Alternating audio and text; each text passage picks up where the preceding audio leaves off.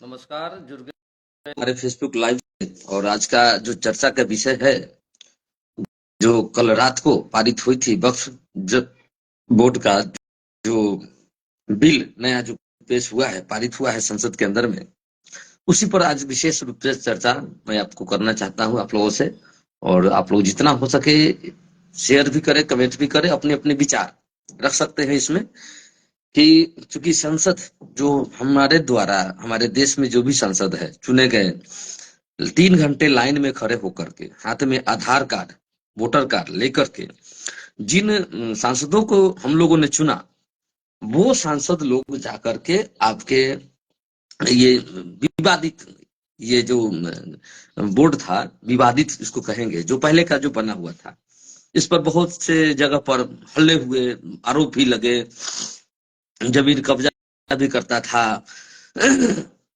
आय व्यय का ब्यौरा जो है सार्वजनिक नहीं होता था। तो इस ये जो संशोधन हुआ है, इसमें इसमें मुसलमानों के लिए कोई ऐसी कुछ बात ही नहीं है, उनके लिए कोई विरोध की बात ही नहीं है। जो पढ़ने वाले लोग पढ़ेंगे तो अपने आप समझ में आएगा ये संशोधन आखिर हुआ क्यों, पहले क्या था, ये पहले क्या था, जो मैं आपको आपको बारी बारी से मैं समझाता हूँ। और अब ये जो बिल पारित हुआ है, ये क्या है, ये भी आपको समझने की चीज है। जितना हो सके आप लोग शेयर करें, कमेंट भी करें, अपने अपने विचार भी इसमें रखें। क्योंकि जो पहले होता था, इसमें आरोप लगता था पहले, पारदर्शिता और जवाबदेही का अभाव इसमें होता था क्या कि हिसाब कोई इसका ले नहीं सकता है।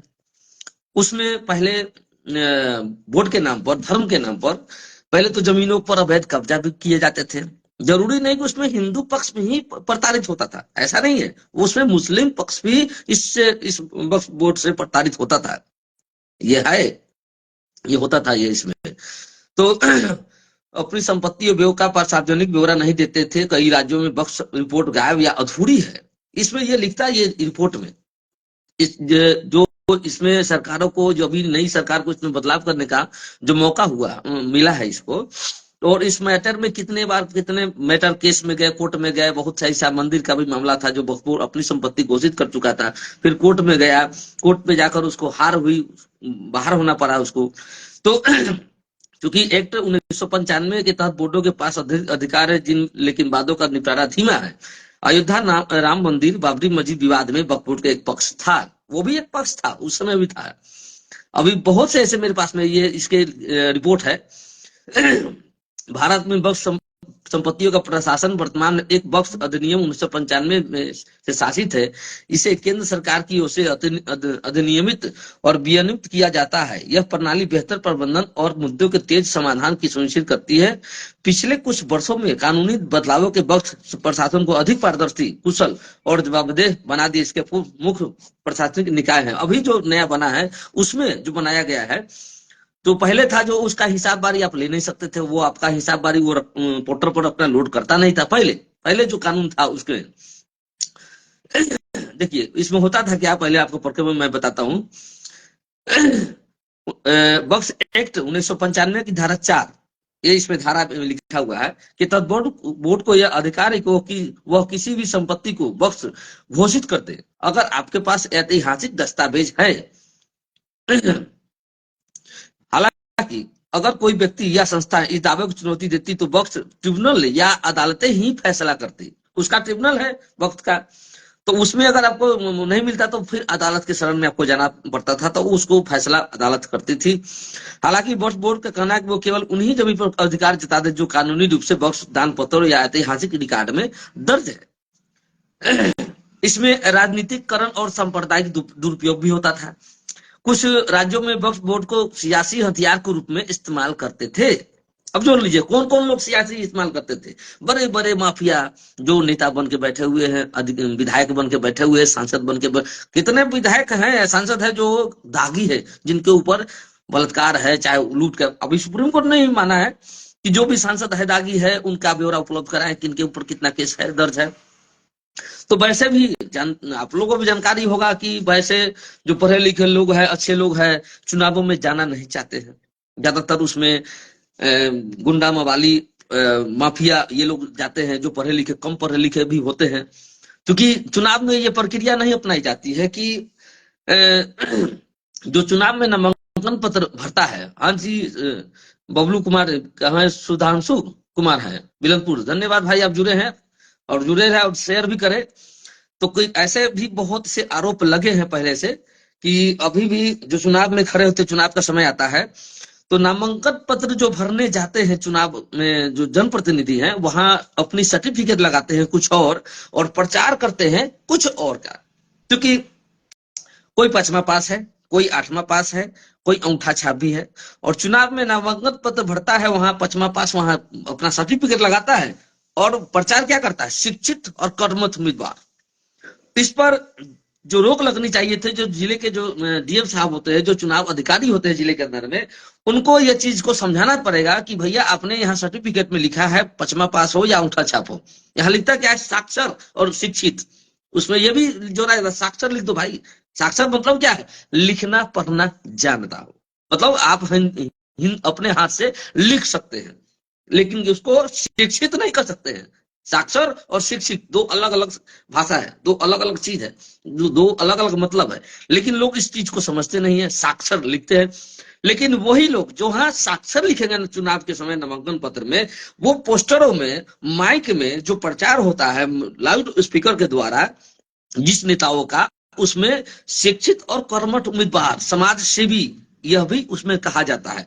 कितने समाज का काम किए ये ब्यौरा नहीं दिया जाता है, कितने समाज के लोगों के लिए आवाज उठाएं ये ब्यौरा नहीं दिया जाता। हाँ, समाज सेवी तो लिख देंगे, लेकिन ये कितने समाज के लोगों का, गरीबों का उद्धार कर चुके हैं, कितनों गरीब बेटियों का शादी कर चुके हैं, ये ब्यौरा उसमें नहीं दिया जाता। सिर्फ समाज सेवी का ठप्पा अपने आप को प्रदर्शित किया जाता है। और कितने प्रतिशत समाज सेवी होते हैं यह आप लोगों को भी पता है।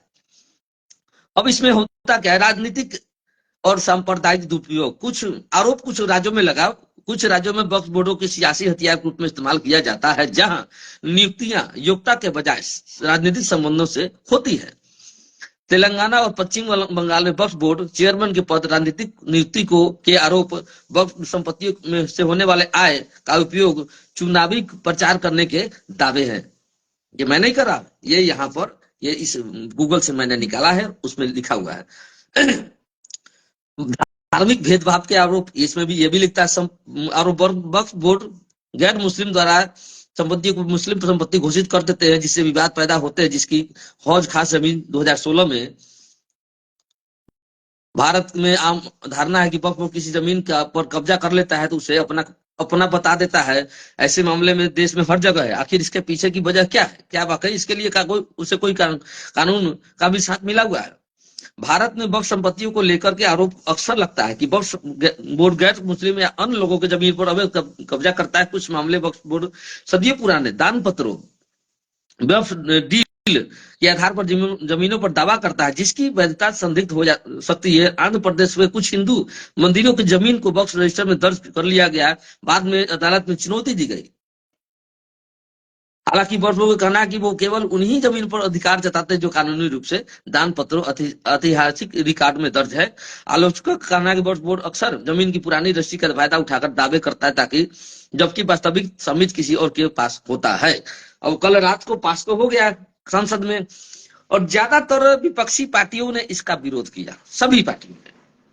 लेकिन क्यों विरोध किया, ये सिर्फ मुसलमानों के वोट बैंक अपने हथियाने के लिए कि हम उनका विरोध कर रहे हैं, लेकिन सच्चाई किसी को समझाएंगे नहीं। आखिर ये संशोधन जो हुआ, इससे फायदा किसको है। वक्फ बोर्ड जो बना था पहले शुरुआत में, वो किस लिए, दान करने के लिए, अपनी अपनी संपत्ति आप उसमें दान कर सकते हैं, गरीबों को उसमें उसका मिल सकता है। जो गरीब है, मुसलमान गरीब नहीं है, उसमें भी गरीब है, हिंदू में भी हर चीज में गरीब है, तो उस जमीन को दान करके, उस जिनके पास भूमि नहीं है उनको दान करके उनको घर बनाने के लिए दे दिया जाता है। लेकिन हुआ क्या, सीधा उल्टा। सिर्फ राजनीतिक जो गुंडे मवाली जो घुसे हुए थे हैं, वो लोग ज्यादातर कहते कि हम उसको अवैध कब्जा उसको घोषित कर दिया, क्योंकि उसका लेखा जोखा तो है नहीं, सार्वजनिक तो है नहीं, घोषित कर दिया, हथियार लिए, बड़ी बड़ी बिल्डिंगे बना लिए, होटलों बना लिए, उसको बेच के पैसा निकाल लिए। गरीब का कोई उससे लेना देना नहीं है। ये जो संशोधन हुआ है, उसमें उन गरीबों को फायदा उसमें होगा। ये जो संशोधन हुआ है, इसमें उन गरीब मुसलमानों को फायदा होगा, ना कि उसमें नुकसान। ये समझने की चीज है। ये आप लोगों को समझने की चीज है। ये हमारे देश में जो मुस्लिम भाई हैं, जो भी है, उनको समझने की चीज है। ये किसी बहकावे में नहीं आए, ये आपके हित की बात है। ये संशोधन इसमें हुआ है, क्योंकि कोई भी सरकार है, लोक हित से जुड़ा कोई काम नीचे कोई काम करती नहीं, कोई भी सरकार हो, उनको संविधान के तहत ही, दायरे के तहत ही संशोधन करना है, ना कि क्योंकि उसके ऊपर देखने वाला सुप्रीम कोर्ट है। अगर ज्यादा गड़बड़ कीजिएगा तो सुप्रीम कोर्ट में जाकर के आपका खारिज हो जाएगा, तब क्या कीजिएगा उस समय। क्योंकि जब ये संशोधन होता है तो उसमें बड़े बड़े कानूनगो बैठते हैं, उस चीज पर मैटर करते हैं कि कहीं कोई गलत चीज लिखा गया तो ऊपर कोई अदालत में कोई देगा तो नहीं, केस तो नहीं करेगा, क्योंकि लोकहित से जुड़ा हुआ मामला है, तो लोकहित मामला बनता है। तो ये चीज सिर्फ भरमाने के लिए है। जो संसद में जो विरोध प्रदर्शन किए, ये सिर्फ आप लोगों को भरमाने के लिए, सिर्फ वोट बैंक की राजनीति है। कोई इससे उसका कोई फायदा नहीं, उसका लेना देना नहीं है।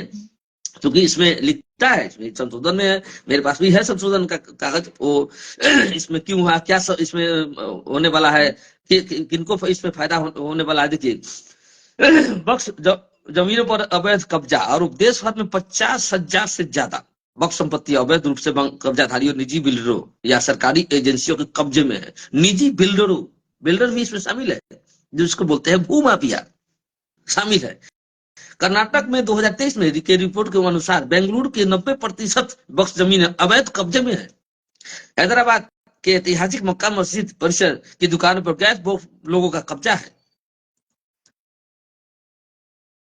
संपत्तियों का गबन और भ्रष्टाचार, आरोप बक्स के अधिकारियों, ट्रस्टी संपत्तियों, दुकानें, होटल जो कम कीमत में किराए पर देकर या अवैध रूप से बेचकर रिश्वत खाते हैं। दिल्ली बक्स बोर्ड घोटाला 2022, बोर्ड के सीईओ को संपत्ति के अवैध लीज के फंड के दुरुपयोग के आरोप में गिरफ्तार किया गया। उत्तर प्रदेश कथित तौर पर बक्स जमीन पर बिल्डरों का, राजनीतिक लोगों का कब्जा है। उत्तर प्रदेश में ज्यादा बिल्डरों, राजनीतिक लोगों का कब्जा है। अब समझ लीजिए किसका कब्जा है, राजनीतिक लोगों का। यहाँ बोल रहा है अवैध बिल्डर, इसमें कोई गरीब मुसलमान का कब्जा दिखा रहा है, कोई गरीब भाई जो मुसलमान है उनका कब्जा दिखा रहा है, अवैध बिल्डरों को दिखा रहा है। जो ज्यादा राजनीतिक पार्टी के जो गुंडे मवाली होते हैं उनको दिखाया जा रहा है। किसी गरीब मुसलमान भाई के तो नहीं दिखाया जा रहा है। और किसी गरीब मुसलमान को कहीं है लिखा हुआ कि बताओ वक्फ बोर्ड ने उनको जमीन दे करके बसाया उनको।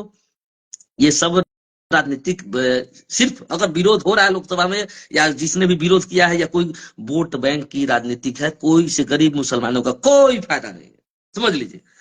और मैं तो खैर हिंदू मुस्लिम करता नहीं, इतना मैं रहता ना हिंदू मुस्लिम के चक्कर में, क्योंकि हम इंसान हैं, इंसानियत की बात करते हैं। तो ये तो देश धर्म के आधार पर है, हिंदू है, मुस्लिम है, सिख है, ईसाई है, धर्म सबको मानने का राइट है। या सभी लोग मानते हैं, मैं नहीं, मैं इंसानियत मानता हूँ सिर्फ। मैं बस इंसान को मानता हूँ, ना मैं हिंदू, ना मैं मुस्लिम, ना मैं सिख, ना ईसाई, इंसान। हाँ, धर्म बनाए हैं यहाँ के लोग, या पूरे के लोग पहले से बनाए होंगे धर्म, उससे हमको कोई दिक्कत नहीं है। और ना किसी कोई अगर मानता भी है धर्म को, तो हमको उससे भी कोई दिक्कत नहीं है। ठीक है, आपका जो विचार है अपना मानिए, हम लोग उतना नहीं रखते हैं। हम भी हैं हिंदू, लेकिन इतना घुस करके एकदम हिंदू मुस्लिम करते रहे, वो मैं नहीं करता। सवाल ये उठता है तो मैंने अभी लाइव किया, और लाइव के माध्यम से आप लोगों से बताया कि ये जो बिल बनी है लोकसभा में, जो पास हुई है, पारित हुई थी 2024 में 8 अगस्त को, लेकिन पास हुई है कल रात को। लोकसभा में बिल बनता कहीं कभी भी है, जबकि शिक्षा का अधिकार अधिनियम 2009 में पारित हुआ था, मतलब बना था, और पारित हुआ था 1 अप्रैल 2010 को। तो वैसे ही 8 अगस्त 2024 को ये मतलब बना था, लेकिन पारित अब हुआ संसद में। जब से संसद में जब पारित होता जिस दिन, उस दिन से ये कानून जमीन पर उतर जाता है, चाहे कोई भी कानून हो। संसद में पास, उसके बाद राज्यसभा के सदस्य के राज्यसभा में पास होगा, फिर तब जाकर के अंत में राष्ट्रपति महोदय के पास जाएगा ये बिल, उनके सिग्नेचर के बाद ये कानून अमल में आ जाएगा। पहला काम है संसद को, क्योंकि विधानसभा के अंदर में पहले विधानसभा, उसके बाद विधान परिषद, तब राज्यपाल के पास जाता है सिग्नेचर के लिए। राज्यपाल जब उस पर साइन करते हैं, फिर तब जाके कानून लागू होता है। ये राज्यों के लिए है, लेकिन केंद्र की सरकार पहले संसद में, फिर राज्यसभा के सदस्य लोग के पास जाएगा, तब जाके राष्ट्रपति महोदय के पास जाएगा, तब ये कानून बिल आएगा संसद में, और ये पारित हो जाएगा, तब से लागू हो जाएगा। तो इससे कोई किसी भी मुसलमान भाई को डरने की कोई जरूरत नहीं है भाई। ये सब बहकाने की राजनीतिक है। अगर कोई आपको सांप्रदायिक कर रहा है, फलना कर रहा है, वो सब चक्कर में ना पड़िए, और अपना अपना काम में लगे रहिए। अब इसको मैं बताता हूँ इसमें फायदे क्या क्या है, इसमें फायदे क्या क्या है, इसलिए मैं आपको एक तरफे से बताते जाता हूँ। क्योंकि ये धारा 40 था पहले, और ये 8 अगस्त 2024 को लोकसभा में दो विधेयक वक्फ संशोधन विधेयक 2024 मुसलमान वक्फ विधेयक 2024 पेश किए गए। इसका उद्देश्य वक्फ बोर्ड के काम को सुव्यवस्थित करना, काम को सुव्यवस्थित करना मतलब सही रास्ते पर लाना, क्योंकि उनका जो भी हिसाबबारी है वो हिसाबबारी सार्वजनिक होनी चाहिए कि क्या उनकी आमदनी है, क्या उनका खर्च है। वो सरकार, क्योंकि टैक्स तो सबको भरना है। अब मान के चलिए आपका जमीन है, सरकार की जमीन है, और जो राजस्व जो है अंचल के अधीन में, तो दोनों का ताल में बैठेगा तब तो जमीन का टैक्स भरा जाएगा, तो सरकार को भी कुछ फायदा होगा, उसमें जो भी लोग हैं उनको भी वेतन भत्ते मिलते रहेंगे उससे। कैसे काम भारत में वक्फ संपत्तियों का प्रशासनिक वर्तमान में वक्फ अधिनियम 1995 से शासित है। इसे केंद्र सरकार की ओर से अधिनियम और विनियमित किया जाता है। यह प्रणाली बेहतर प्रबंधन, मुद्दों के तेज समाधान को सुनिश्चित करती है। पिछले कुछ वर्षों में कानूनी बदलावों ने वक्फ प्रशासन को अधिक पारदर्शी, कुशल और जवाबदेह बना दिया। इसके मुख्य प्रशासनिक निकाय हैं। अब आगे भी मैं पढ़ता हूं। वक्फ संशोधन विधेयक 2024 के कुछ प्रमुख सुधार क्या है। अब ये जान लीजिए पहले आप, क्योंकि आपके मोबाइल में भी मिल जाएगा, आप ढूंढिएगा तो मोबाइल में मिल जाएगा। अभी तकरीबन हर घर में ऐसा कोई घर नहीं बचा हुआ जिसके घर में एंड्रॉइड मोबाइल नहीं है, जो फेसबुक, इंस्टाग्राम या यूट्यूब नहीं देखते होंगे, नहीं चलाते होंगे, या गूगल नहीं करते होंगे। तो आपको अगर लगता है कि कुछ ऐसा है तो आप थोड़ा इसको सर्च करते लीजिए यूट्यूब में कि इसमें आखिर इस संशोधन विधेयक में है क्या चीज, क्यों लोग विरोध कर रहे हैं, क्यों। तो ये आप पढ़िएगा तो अपने आप में समझ जाएगा कि ये सिर्फ राजनीतिक लाभ लेने के लिए, वोट बैंक की राजनीति चमकाने के लिए इस तरह का विरोध किया जा रहा है। इसमें किसी की कोई इसमें हानि नहीं है। इस विधेयक के तहत प्रस्तावित संशोधन के उद्देश्य बेहतर प्रशासनिक प्रशासन, पारदर्शिता एवं जवाबदेही सुनिश्चित करके देश में वक्फ प्रशासन को बदलाव लाना है। इसका उद्देश्य वक्फ संपत्तियों के प्रबंधन के लिए समुचित प्रौद्योगिकी संचालन, कानूनी रूप से मजबूत फ्रेमवर्क तैयार करना और साथ ही लक्षित लाभार्थियों के सामाजिक आर्थिक विकास को बढ़ावा देना है। लक्षित सामाजिक जो भी गरीब लोग हैं उनको लक्ष्य में ला करके लेकर के और उनको उसका फायदा देना है। इस वक्फ संपत्तियों के प्रभावित करने वाले कई मुद्दे हैं, जिनमें एक वर्ष संपत्ति का अधूरा सर्वे, ट्रिब्यूनल, वर्ष बोर्डो का बेगलाग मुतलबियों का अनुचित लेखा परीक्षा में निगरानी और सभी वक्फ संपत्तियों म्यूटेशन ठीक से नहीं किया गया है। प्रतिनिधित्व और दक्षता बढ़ाने के लिए निर्णय गैर मुस्लिम, अन्य मुस्लिम समुदाय, मुस्लिम समुदाय के बीच पिछले कई वर्षों से महिलाओं आदि जैसे विभिन्न मामले शामिल हैं। जो इसमें जो संशोधन हुआ है उसके हिसाब से है पारिवारिक वक्फ में महिलाओं के अधिकार, इसमें महिलाओं को भी अधिकार दिया गया है। महिलाओं को वक्फ समर्पण से पहले अपनी सही विरासत मिलनी चाहिए, जिसमें विधवाओं, तलाकशुदा महिलाओं और अनाथों के लिए विशेष प्रावधान है। इस कानून में जो संशोधन हुआ है इसमें पहले कितने को हुआ है आप लोग देख लीजिए। अगर आपके अगल बगल में गरीब मुस्लिम महिलाएं हैं तो उनके साथ में क्या हुआ है पीछे से, उनको भी आप देख लीजिए, आकलन कर लीजिए। पारदर्शी वक्फ प्रबंधन, जवाबदेही बढ़ाने के लिए मुतवल्लियों को 6 महीने के भीतर केंद्रीय पोर्टल पर संपत्ति का विवरण दर्ज करना होगा। संपत्ति का विवरण दर्ज करना, तो जिसमें क्या दिक्कत है भाई, किसी को तो दिक्कत इसमें होनी नहीं चाहिए। ये पहले नहीं होता था, विवरण दर्ज होता नहीं था, जो किसका है किसको नहीं, कोई देख नहीं पाता था। इसके नतीजा था भू माफिया, बड़े बड़े भू माफिया उसको अपने अधीन में कर लेते थे वोट के नाम पर, क्योंकि उसमें वो घुसे रहते हैं, कोई इसको बोलने वाला नहीं था। और उसमें बड़े बड़े बिल्डिंग बनाते थे, पहले बेचते थे, होटल बनाते थे। सरकारी भूमि और वक्फ विभाग, कलेक्टर के पद के ऊपर एक अधिकारी वक्फ के रूप में दावा की गई सरकारी संपत्तियों की जांच करेगा, जिससे अनुचित दावों को रोका जा सकेगा। वक्फ न्यायाधिकरण को मौजूद करना, एक संरक्षण चयन प्रक्रिया के निश्चित कार्यकाल, विवाद समाधान की स्थिरता और दक्षता सुनिश्चित करना।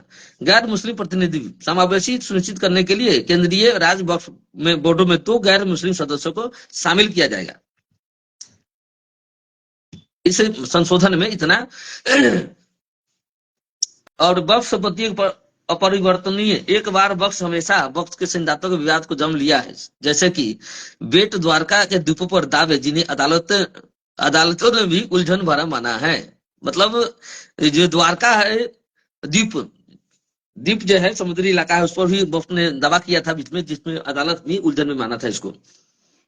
वक्त न्यायाधिकरण की ओर से किए गए निर्णय को उच्च न्यायालय में चुनौती नहीं दी जा सकती है। इसके वक्त पर उन्होंने पारदर्शिता और जवाबदेही कम हो जाएगी। वक्त संबंधी अधूरा सर्वेक्षण, मतलब सर्वेक्षण भी किया है लेकिन अधूरा अधूरा ही किया है इसमें सर्वेक्षण, इसका ये यहाँ पर लिखा हुआ है। अब इसके बाद महिलाओं के सरकारी भूमि वक्त न्यायाधिकरण मौजूद करना केंद्रीय, और इसके बाद और भी है, बहुत ऐसे सुधार है इसमें जो लोगों को इससे फायदा देगा, ना कि नुकसान देगा। हाँ, राजनीतिकरण, राजनीतिक लोगों को इससे नुकसान हो सकता है। अगर समझने वाले जो है, समझने वाले पढ़े लिखे लोग अगर हैं, इस चीज को समझते हैं, समझ सकते हैं, पढ़ सकते हैं कि हाँ, हमें इसमें कोई नुकसान नहीं है, इस सरकार ने इसे हम लोगों के लिए फायदा ही दिया, गैर जरूरी जो विवाद है वो खत्म होंगे, तो उन राजनीतिक रोटी सेकने वाले को नुकसान हो सकता है। क्योंकि बिना मतलब के हो हल्ला करना संसद में या विधानसभा में, जब अभी अभी बिहार की बात मैं बता रहा हूं, बिहार के अंदर जो मानवाधिकार आयोग होते हैं, उनके जो अध्यक्ष होते हैं, रिटायर हाई कोर्ट के जज होते हैं रिटायर, उसमें 6 महीनों से ऊपर से उनकी सीट खाली है। इस पर किसी सांसद ने, ना ही किसी विधायक ने, ना ही किसी एमएलसी ने, ना ही किसी मतलब राज्यसभा के सदस्य ने, चाहे वो पार्टी किसी का हो, चाहे वो सत्ता दल की पार्टी हो, चाहे विपक्ष की पार्टी हो, आखिर बिहार के मानवाधिकार आयोग के अध्यक्ष की सीट 6 महीने से खाली क्यों है? इसका कोई जवाब देगा? क्यों नहीं इस पर कोई बात उठाता है? क्या कानून है बिहार में? अभी बदलाव क्या होना चाहिए, इस पर भी सोचा जा सकता है। जैसे कि मान लीजिए सूचना का अधिकार अधिनियम 2005 कानून बना था, आप लोग भी जानते हैं। उस कानून में बिहार में 13 करोड़ की आबादी है, 20 से 20,000 केस पेंडिंग पड़े हुए सूचना के आयोग में, सूचना आयोग पटना में।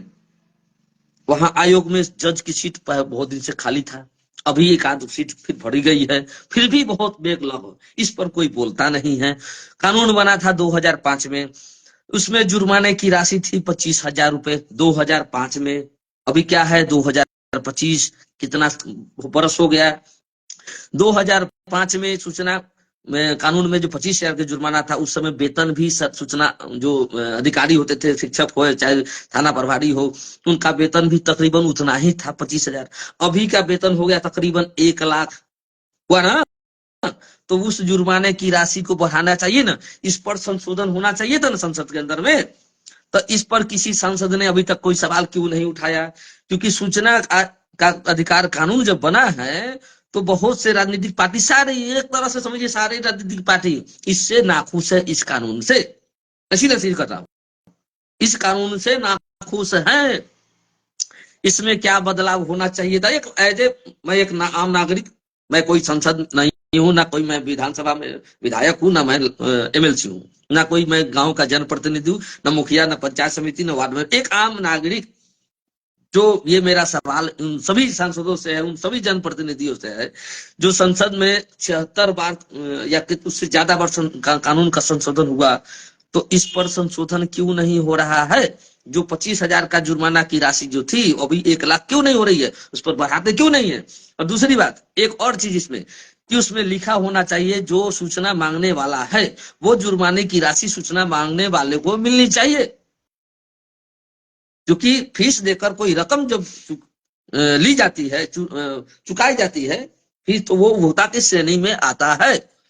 तो इस कानून में बदलाव क्यों नहीं होता है? इस पर कोई ना संसद बोलेगा, ना विधानसभा में विधायक बोलेगा। सिर्फ हिंदू मुस्लिम टॉपिक चाहिए इनको, हिंदू मुस्लिम वोट बैंक बनाने के लिए। शिक्षा का अधिकार अधिनियम 2009 बना था, 9 में पारित हुआ, 2010 में 1 अप्रैल। क्या उस अधिकार अधिनियम का पालन पूरे बिहार में, क्या पूरे देश में हो रहा है? इस पर कोई चर्चा नहीं कर रहा है। छठे क्लास से ही बच्चे को कंप्यूटर का क्या ज्ञान देना है, कितने विद्यालयों में कंप्यूटर का पढ़ाई होती है, इस पर कोई ध्यान दे रहा है? हर विद्यालय में छठे क्लास से जो मिडिल स्कूल और हाई स्कूल 2022-23 में 11 करोड़ की राशि जारी हुई थी शैक्षणिक परिभ्रमण योजना में बच्चे को घुमाने के लिए, राजगीर का दर्शन कराने के लिए मुख्यमंत्री दर्शन योजना, हर विद्यालय को 20,000 देना है। कितने विद्यालय ने घुमाया है? इस पर किसी विधायक ने अभी तक चर्चा की? इस पर किसी सांसद ने अभी तक चर्चा की? इस पर किसी सभा के सदस्य ने कभी चर्चा की? नहीं की। कभी संसद में आपने देखा कोई विधायक कोई सांसद इस बात पर आवाज उठाता क्यों नहीं है? सिर्फ हिंदू मुस्लिम कर करके वोट बैंक की राजनीति में उलझा के रखी। लेकिन जो जरूरी चीजें हैं, एक एक राजस्व ग्राम में बिहार के एक ग्राम पंचायत में 14वां वित्त आयोग से लेकर 15वां वित्त आयोग तक, सुन लीजिए, 14वां वित्त आयोग से 15वां वित्त आयोग यानी 2015 से लेकर 25 तक एक ग्राम पंचायत में 450 करोड़ रुपया, एक ग्राम पंचायत, बिहार के एक ग्राम पंचायत, आखिर वो 450 करोड़ कहाँ गया? ग्राम पंचायत के खाते पर 14वां वित्त आयोग और 15वां वित्त आयोग और पंचम वित्त और षष्टम वित्त, ये पैसा अलग से है, जिस पैसे से पंचम वित्त आयोग का जो पैसा होता है, आंगनबाड़ी केंद्र बनता है, विद्यालय की 4 दीवारी 4 विद्यालय भवन बनता है, ग्राम पंचायत का कार्यालय बनता है, जो भी सरकारी कार्यालय जो बनेगा वो पंचम वित्त आयोग और षष्टम के पैसे से बनता है। और आम लोगों के लिए 14वां वित्त और 15वां वित्त आयोग का पैसा है। कितने राशि खर्च हो गए? 450 करोड़ 10 साल में एक ग्राम पंचायत के। उसके बाद पंचम वित्त आयोग का पैसा है, आंगनबाड़ी में जो मिलता है पैसा बच्चों को पोषाहार के लिए, वो पैसा अलग से है। स्वास्थ्य के क्षेत्र में सरकार देती है, एक राजस्व ग्राम पर 5 राजस्व ग्राम मिलाकर एक ग्राम पंचायत का गठन होता है। उस एक राजस्व ग्राम में लोक स्वास्थ्य परिवार कल्याण ग्रामीण स्वच्छता समिति होती है, उसका सचिव होता है ANM उस ग्राम पंचायत की, उसका एक मेंबर अध्यक्ष होता है, वार्ड मेंबर, उसके खाते पर आता है 10,000 रुपए एक साल के लिए। एक राजस्व ग्राम में, एक गांव में 5 राजस्व ग्राम है तो कितना हुआ? 50,000। 5 साल में कितना हुआ? पूरे 8,000 पंचायत है। वो पैसा गया कहाँ, किस जगह खर्चा हुआ, ये कोई जानता है? या कोई विधायक, कोई नेता, कोई सांसद इस पर कोई चर्चा किया आप कभी संसद में? संजीव कुमार राय, धन्यवाद भाई, आप जुड़े हैं और शेयर भी करें इस मैटर को। ये जो बात मैं बोल रहा हूँ सिर्फ हमारे और आपके अधिकार की बात है ये। यहाँ ना कोई हिंदू ना कोई मुस्लिम, ठीक है? अब अपनी अपनी अधिकार की बात करिए। हिंदू मुस्लिम के चक्कर में रहिएगा तो वो नेता लोग जो है अपना अपना वो निकालेंगे और हम और आप लोग ऐसे ताली बजाते रह जाइएगा। जो योजनाएं मैं बता रहा हूँ आपको, वो एकदम किताब में पंचायती राज अधिनियम 2006 450 करोड़ एक ग्राम पंचायत के मुखिया के और सचिव के खाते पर। आखिर कितने % राशि खर्च हुए? इस बार भी 2015वां वित्त आयोग चल रहा है तो इसमें भी 22,000 करोड़ के लपेट में 19,000 ऐसे कुछ है, और उसमें भी था उतना ही 14वां वित्त आयोग जो 2015 से 20 तक चला, और 20 से 25 15वां वित्त आयोग। अगर चूंकि जनगणना 2011 में हुई थी, उसके बाद जनगणना हुई नहीं। बिहार में जनगणना हुई तो जातिगत जनगणना, लेकिन कितना आबादी उसका जनगणना नहीं हुआ। चूंकि 14वां वित्त आयोग और 15वां वित्त आयोग की राशि जब जो दी जाती है सरकार के द्वारा, इसमें उसी जनगणना के आधार पर दी जाती है। तो 2011 में जनगणना हुआ, उसी के आधार पर वो पैसा 450 करोड़ आया। अगर ये जनगणना अभी हो जाती है तो ये राशि तकरीबन बढ़ जाएगी, तुरंत दोगुनी हो जाएगी। ग्राम पंचायत की संख्या भी बढ़ जाएगी, ग्राम पंचायत की संख्या भी बढ़ जाएगी। अभी देख रहे हैं संसद में जो बना हुआ है संसद भवन 800 कुछ सीटों का। क्यों? जब आगे जब जनगणना होगी तो संसद का भी सीट बढ़ेगा, विधायक का भी सीट बढ़ेगा, ग्राम पंचायत का भी सीट बढ़ेगा। चूंकि आबादी पर ही तय होता है ना, एक 10,000 की आबादी पर एक ग्राम पंचायत का गठन होता है। 10,000, 5,000 पर एक पंचायत समिति, 1,000 पर वार्ड मेंबर, उसी में आंगनबाड़ी भी 1,000 पर, आशा भी 1,000 पर, उसके बाद जिला परिषद के आता है, तब आता है विधानसभा का, तब उसके बाद आता है संसद का। तो वो आबादी के आधार पर निर्धारित सब होती है, तो इस पर चर्चा कोई करता नहीं है। अब इस बिल पर जो कि सरकार ने इसको सुधारा, जो इससे किसी को फायदा गरीब को हो, और इसमें हाय तोबा मचा हुआ है संसद में। इतने सदस्यों ने इसको विरोध प्रदर्शन किया, किसी ने समझने की कोशिश नहीं की इसका क्या मतलब समझते हैं। कई को संसद, कई को विधायक, कई को जनप्रतिनिधि जो है पढ़ लिख करके अधिनियम को पढ़ते हैं, ध्यान लगाते हैं, सिर्फ हिंदू मुस्लिम वोट बैंक की राजनीति में फंसा करके लोगों को उलझा। और जो जरूरी चीज है, आप चले जाइए, आप अपने जिले के अंदर में सदर अस्पताल के अंदर में इलाज कराने, कोई अगर ऐसा इमरजेंसी होता है, भगवान न करे ऐसा हो, अगर होता है, वहां क्या करेगा? आपको रेफर टू पटना PMCH करेगा, रेफर। लेकिन रेफर में कारण नहीं लिखेगा जो काहे हम रेफर कर रहे हैं, यहाँ डॉक्टर की कमी है या डॉक्टर जरूरी उपकरणों की कमी है, इस पर नहीं करेगा कोई। क्योंकि हर सदर अस्पताल में लोक स्वास्थ्य परिवार कल्याण ग्रामीण स्वच्छता समिति 7 सदस्यीय टीम होती है। ये पंचायत समिति में भी होती है, ग्राम पंचायत में 6 स्थायी समिति, पंचायत समिति में 7 और जिला परिषद में 7। और इसी स्थायी समिति के माध्यम से काम होता है, लेकिन किसी न जिला परिषद के सदस्य लोग स्थायी समिति के गठन किए अभी तक, न पंचायत समिति के मेंबर गठन किए, न कि ग्राम पंचायत में हो रखा है। इसीलिए इतना पैसा होने के बावजूद भी विकास दिख नहीं मतलब दिखता नहीं विकास, और पैसा वापस चला जाता है। और यो पैसा कौन देता है? 40% राज्य सरकार, 60% केंद्र सरकार। अब एक ग्राम पंचायत में 450 करोड़ सिर्फ ग्राम पंचायत के मुखिया के खाते पर। अब इसमें पहले तो सिर्फ मुखिया का था, इसमें 15% जिला परिषद और 15% पंचायत समिति को बांटा गया था, और 70% सिर्फ ग्राम पंचायत को। ये पंचायत 15वें वित्त आयोग में, लेकिन 14वें वित्त आयोग में पूरी राशि मुखिया के खाते पर। कितना खर्चा हुआ? 450 करोड़। उसके बाद विधायक का फंड अलग है, एमएलसी का फंड अलग है, सांसद का फंड अलग है, राज्यसभा के सदस्य जो होते हैं उनका भी फंड होता है, वो भी विकास अपने संसदीय क्षेत्र जिस जिले से बिलोंग करते हैं उनका भी होता है। आखिर पैसा गया कहाँ? कहलाना विकास दिखाई दे रहा है भाई। कई जगह पानी पी रहा है नल जल से, कई लोग, कई % बिहार में नल जल करोड़ में तो कितना खर्चा कर दिए, क्योंकि उसमें सिस्टम में गड़बड़ था। वार्ड मेंबर के खाता पर पैसा तो भेज दिए, लेकिन उनको उसको ट्रेनिंग नहीं दिए काम कैसे करे वो। अब ये नतीजा इसका ये हुआ कि जो जो वार्ड मेंबर लोग अपने अपने माध्यम से नल जल का काम किए हैं, कराए हैं, उस लगता है जो 90% वो नल जल बंद है, लोग पानी उसका नहीं पीते।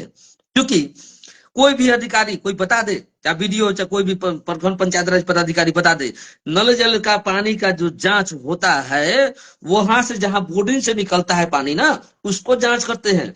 अरे जांच किसको करना है? जो लोगों के घर तक टोटी द्वारा पहुंचता है पीने के लिए।